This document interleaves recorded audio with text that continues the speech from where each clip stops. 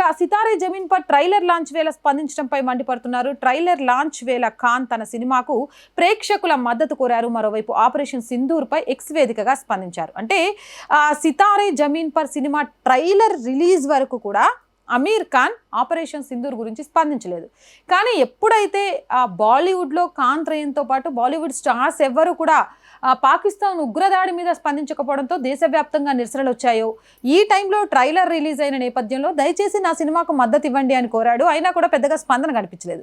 దీంతో వెంటనే తన తప్పును సరిదిద్దుకోవడానికి ఆపరేషన్ సింధూర్కి సంబంధించి ఎక్స్ వేదికగా స్పందించారు. ఆపరేషన్ సింధూర్లో పాల్గొన్న సైనికులకు వందనం. దేశ రక్షణలో సైనికులు కనబరుస్తున్న అంకుటిత దీక్ష, వారి ధైర్య సాహసాలకు నేను హృదయపూర్వక కృతజ్ఞతలు తెలియజేస్తున్నా.